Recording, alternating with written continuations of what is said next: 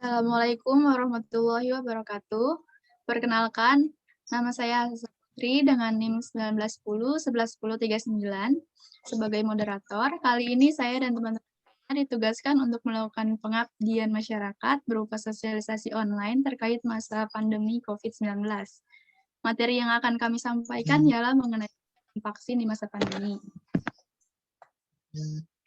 Baik, saya akan memperkenalkan teman-teman saya. Yang pertama ada Sarah Konita Lutfia dengan NIM 1910 111027 dan Miza Nabila Putri dengan NIM 1910 111037. Materi pertama kali ini akan dijelaskan oleh Sarah Konita.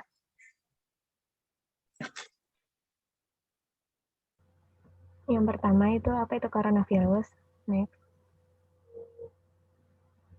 Nah, coronavirus adalah keluarga besar dari virus yang menyebabkan penyakit mulai dari flu biasa hingga penyakit pernapasan yang lebih parah, seperti Middle East Respiratory Syndrome atau MERS dan Severe Acute Respiratory Syndrome atau SARS.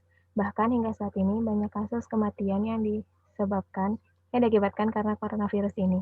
Penyakit ini menjadi sorotan karena kemunculannya pertama kali di akhir tahun 2019 di Wuhan, Cina. Maka dari itu, saat ini coronavirus lebih dikenal dengan nama COVID-19. Infeksi coronavirus umumnya diketahui melalui gejala dan pemeriksaan fisik yang dikeluhkan pasien. Setelah itu, dokter akan melakukan sejumlah pemeriksaan penunjang untuk membantu menegakkan diagnosis. Virus ini menular melalui percikan dahak dari saluran pernapasan. Misalnya ketika berada di ruang tertutup yang ramai dengan sirkulasi udara yang kurang baik atau kontak langsung dengan droplet. Nah, itu gambar penanganan virus COVID-19.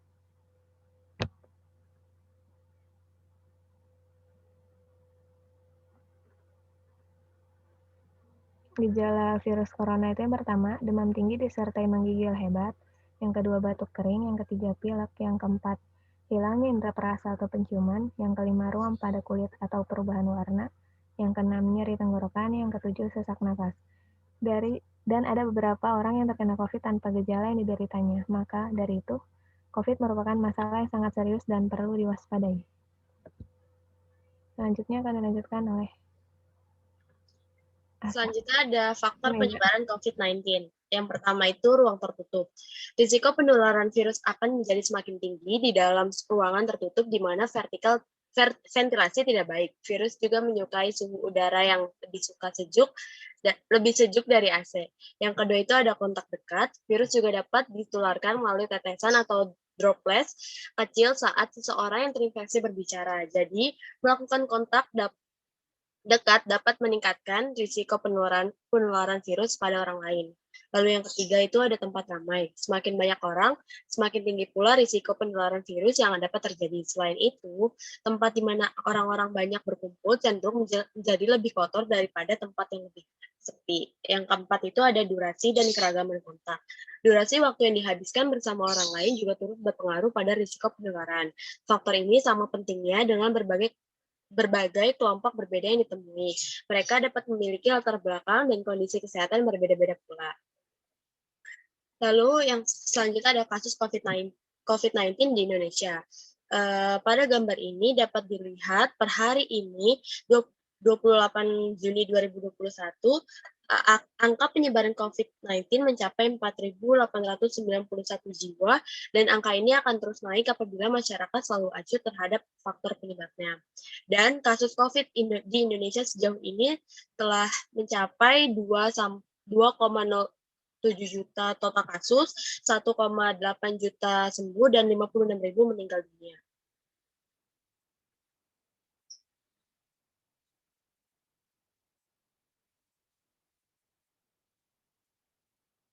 Kasus kematian akibat COVID-19 berdasarkan gender di Indonesia. Dapat disimpulkan bahwa virus COVID-19 ini sangat berbahaya dan dapat menyerang siapa saja yang memiliki imunitas tubuh yang lemah. Tanpa memandang gender maupun usia, semua bisa terpapar COVID apabila tidak menghindari faktor penyebab dari COVID itu sendiri. Dan telah disimpulkan bahwa 40% kasus kematian akibat COVID-19 ini berasal dari wanita dan 60% kasus kematian akibat COVID-19 ini berasal dari pria. Selanjutnya akan dijelaskan oleh Asa.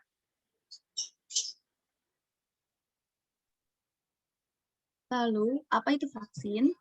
Vaksin adalah zat atau senyawa yang berfungsi untuk membentuk kekebalan tubuh terhadap suatu penyakit. Kandungan vaksin dapat berupa bakteri atau virus yang telah dilemahkan atau dimatikan. Bisa juga berupa bagian dari bakteri atau virus tersebut. Vaksin dapat diberikan dalam bentuk suntikan, tetesan minum, atau melalui uap atau aerosol. Pada kasus COVID-19, vaksin bukanlah obat. Vaksin mendorong pembentukan kekebalan spesifik pada penyakit COVID-19 agar terhindar dari tertular ataupun kemungkinan sakit berat. Dampak vaksin COVID-19 terhadap pandemi bergantung pada beberapa faktor, seperti efektivitas vaksin, seberapa cepat vaksin disetujui untuk digunakan, proses produksi, dan pengiriman, serta beberapa jumlah orang yang akan divaksinasi. Pemerintah menargetkan setidaknya 60% penduduk untuk mencapai kekebalan kelompok. Next. Jenis-jenis vaksin yang akan digunakan di Indonesia. Yang pertama itu ada Pfizer, berasal dari Amerika Serikat. Bahan-bahan dasarnya yaitu mRNA dengan suhu penyimpanan minus 70 derajat Celcius. Efektivitasnya hingga 94-95%. Efek sampingnya nyeri di lokasi penyuntikan, rasa lelah, sakit kepala, menggigil, nyeri sendi, dan demam. Next. Kedua, yaitu jenis Sinovac.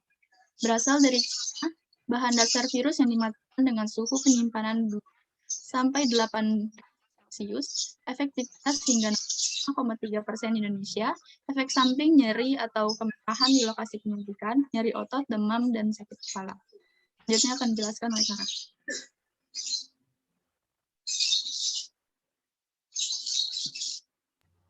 Jenis vaksin yang ketiga itu Moderna.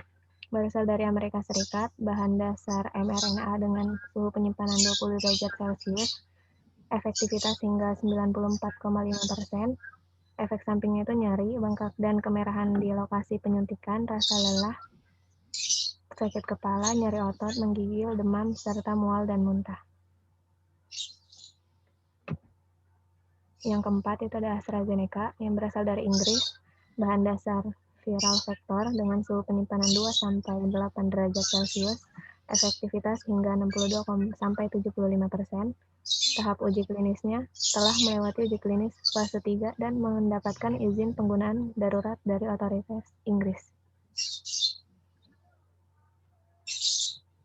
Jenis vaksin yang kelima itu Novavax, berasal dari Amerika Serikat, bahan dasar protein subunit dengan suhu penyimpanan 2-8 derajat Celcius, efektivitas hingga 85-89%, efek sampingnya serius seperti reaksi alergi terhadap vaksin atau anafilaksis sangat jarang terjadi.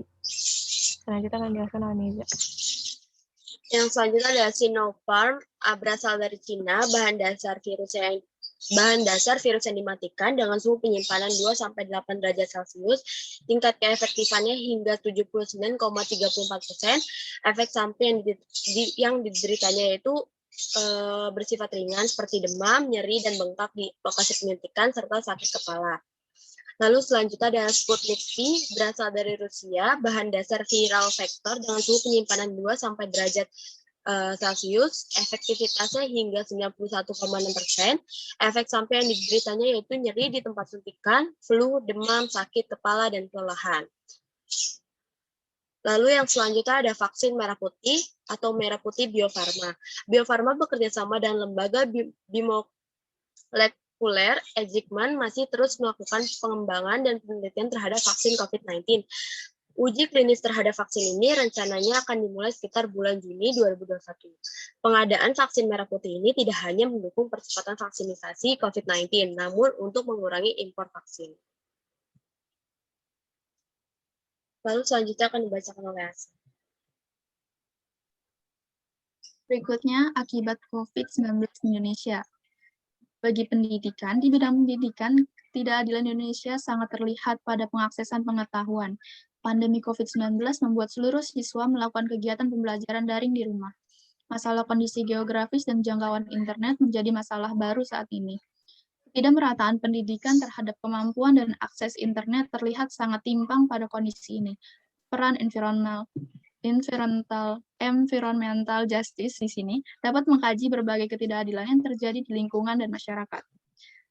Di bidang ekonomi, masyarakat mengalami ketidakadilan yang dapat dilihat dari ketimpangan yang sangat terlihat dari sektor pekerjaan dan pendapatan. Masyarakat yang perekonomiannya sangat berdampak di saat pandemi sangat sulit untuk keluar dari keterpurukan. Di samping itu, para elit yang perekonomiannya tidak terdampak teruslah melaju pesat dengan dukungan yang tak lepas dari pemerintah. Sedangkan kalangan bawah sulit mencari makan karena PSBB yang dilakukan pemerintah hanya berlaku untuk yang tidak mampu, sedangkan yang mampu dan orang elit terus bekerja dengan dukungan pemerintah. Next.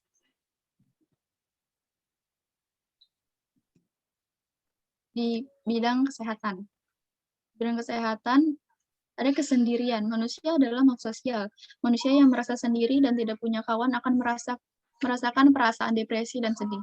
Kedua, insomnia. Melihat layar sepanjang hari tanpa harus pergi kemana dapat menghambat pola tidur Anda dan menyebabkan insomnia.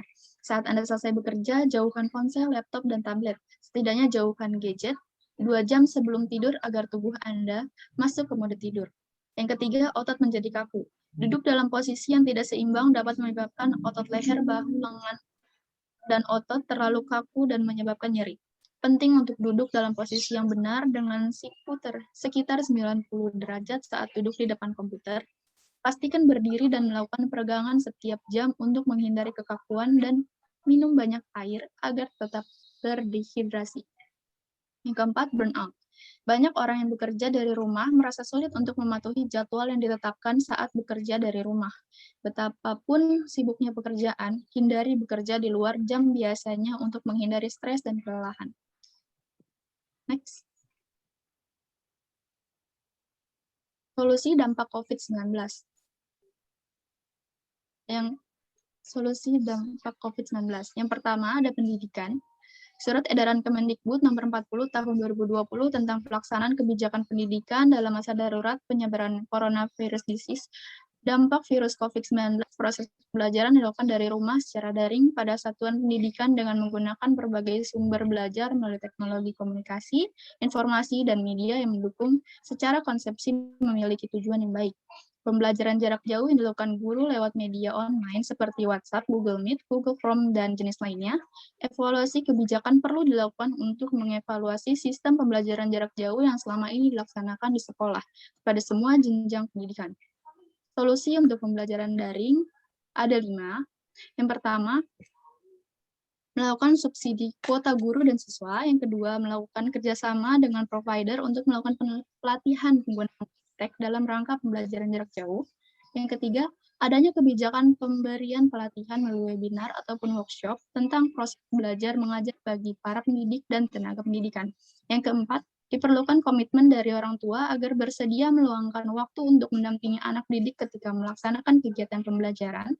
Yang kelima, evaluasi secara komprehensif perlu dilakukan pemangku kepentingan dari pihak sekolah, komite sekolah, tokoh masyarakat, para orang tua, wali murid, serta dinas pendidikan perlu dilakukan agar kualitas pendidikan tidak merosot.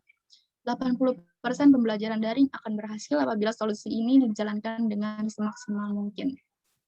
Selanjutnya akan dijelaskan oleh Sarah.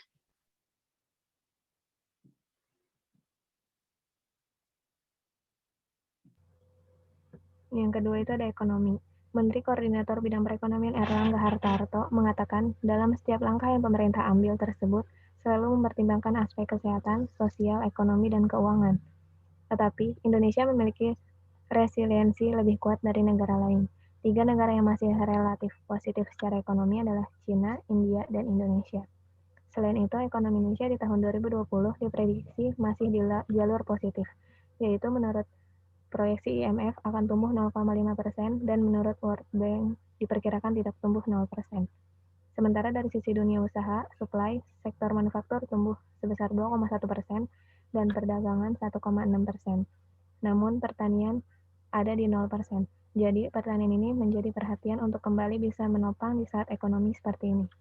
Di bulan Juni sampai Juli akan ada panen raya, maka sektor ini diharapkan bisa membuat kuartal ketiga 2020 tidak terlalu turun.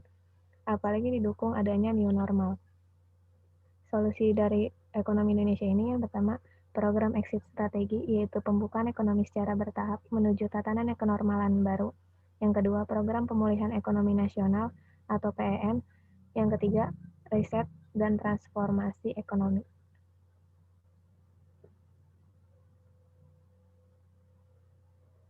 Yang ketiga itu kesehatan. Selalu memakai masker dan membuang masker bekas di tempat yang ditentukan. Jika sakit, ada gejala demam, flu, dan batuk, maka tetap di rumah.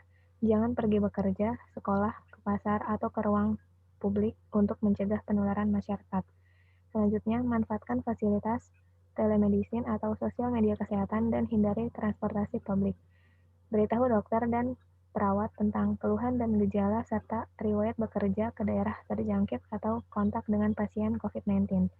Selanjutnya, selama di rumah, bisa bekerja di rumah. Gunakan kamar terpisah dari anggota keluarga lainnya, dan jaga jarak 1 meter dari anggota keluarga. Tentukan pengecekan suhu harian, amati batuk dan sesak nafas. Hindari pemakaian bersama peralatan makan dan mandi dan tempat tidur.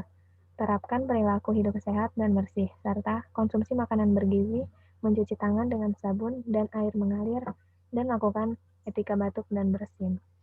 Selanjutnya, jaga kebersihan dan kesehatan rumah dengan cairan disinfektan, selalu berada di ruang terbuka, dan berjemur di bawah sinar matahari setiap pagi, kurang lebih 15-30 menit. Dan terakhir, hubungi segera fasilitas pelayanan kesehatan jika sakit berlanjut, seperti sesak nafas dan demam tinggi, untuk mendapatkan perawatan lebih lanjut.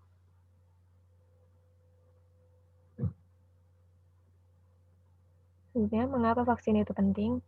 Nah, vaksinasi adalah proses pemberian vaksin ke dalam tubuh. Bila seseorang sudah mendapat vaksin untuk suatu penyakit, tubuhnya bisa dengan cepat membentuk antibodi untuk melawan kuman atau virus penyebab penyakit tersebut ketika nanti terpapar. Oleh karena itu, vaksinasi penting dilakukan sebagai bentuk perlindungan diri terhadap penyakit, terutama pada masa pandemi COVID-19. Bila Anda sudah mendapatkan jadwal vaksinasi COVID-19, sebaiknya lakukanlah vaksinasi tersebut sesuai jadwal. Tidak hanya untuk melindungi diri Anda sendiri, tetapi juga orang-orang di sekitar Anda. Selanjutnya ada kemana proses distribusi vaksin. Vaksin akan didistribusikan ke puskesmas, klinik, rumah sakit, dan fasilitas layanan kesehatan lain yang telah memenuhi persyaratan untuk melakukan vaksinisasi.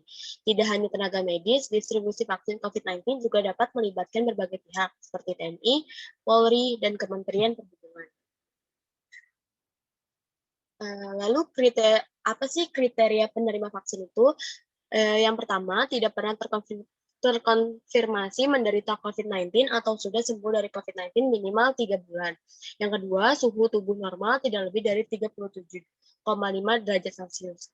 Yang ketiga, tekanan darah di bawah 180/110 mmHg saat screening sebelum vaksinasi. Yang keempat, tidak sedang hamil, ibu menyusui masih diperbolehkan mendapatkan vaksinasi COVID-19. Yang kelima, penderita diabetes mellitus dapat divaksinasi sepanjang tidak ada komplikasi akut. Yang keenam, orang dengan HIV bisa diberikan vaksinasi COVID-19 jika angka CD4-nya lebih dari 200. Yang ketujuh, ada penderita penyakit paru seperti asma, PPOK, atau TBC hanya dapat divaksinasi jika sudah terkontrol melalui pengobatan, atau penderita TBC boleh vaksinasi setelah mengkonsumsi obat antituberkulosis secara teratur lebih dari 2 minggu. Lalu yang ke-8, tidak mengalami gejala ISPA dalam 7 hari terakhir dan tidak memiliki kondisi medis tertentu, seperti alergi terhadap vaksin dan penyakit autoimun, seperti lupus, rheumatoid arthritis, dan penyakit Sjogren.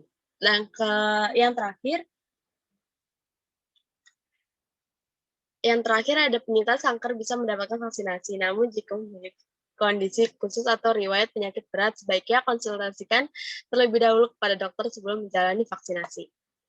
Jika belum mendapatkan vaksin, maka harus yang pertama selalu terapkan protokol kesehatan, yaitu mencuci tangan, mengenakan masker, dan menjaga jarak fisik minimal 1 meter dengan orang lain.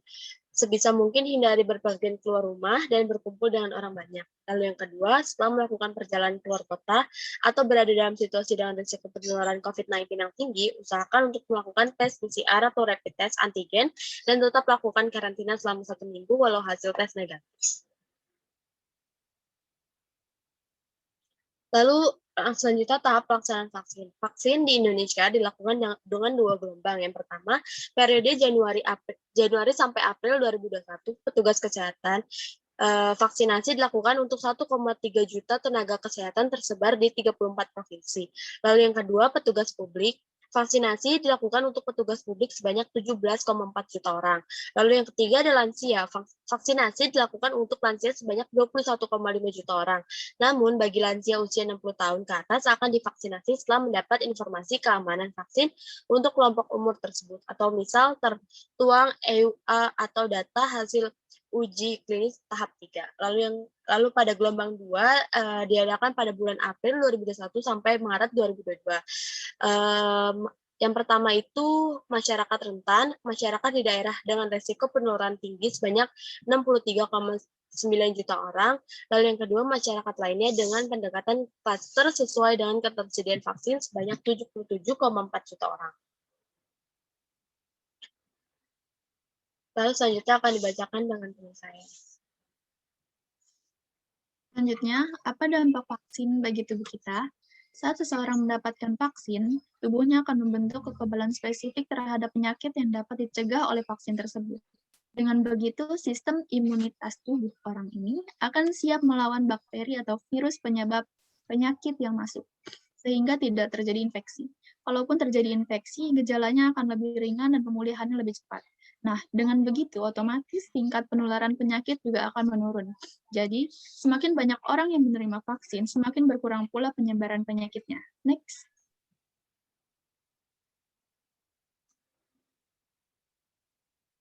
Setelah vaksinasi, apakah boleh mengabaikan protokol kesehatan?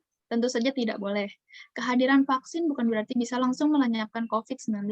Potensi penularan penyakit ini tetap ada, apalagi vaksinasi di Indonesia dilakukan secara bertahap. Untuk mencapai herd immunity terhadap penyakit COVID-19, perlu ada sekitar 60-80% dari seluruh penduduk yang kebal terhadap penyakit ini.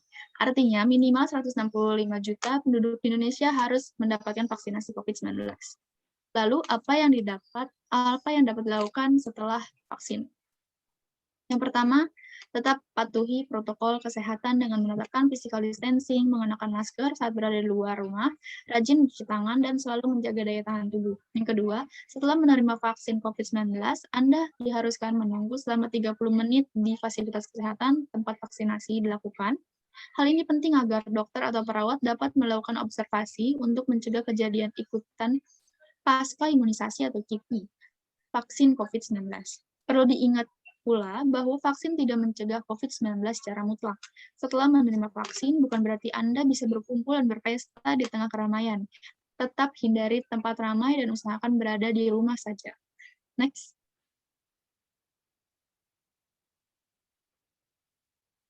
Jadi setelah pengenalan coronavirus dan vaksin tersebut, dapat disimpulkan bahwa corona adalah virus yang mematikan dan salah satu penanggulangannya, virus ini dengan melakukan vaksinasi agar dapat membentuk kekebalan tubuh dengan baik. Namun perlu diingat bahwa vaksin tidak mencegah COVID-19 secara mutlak.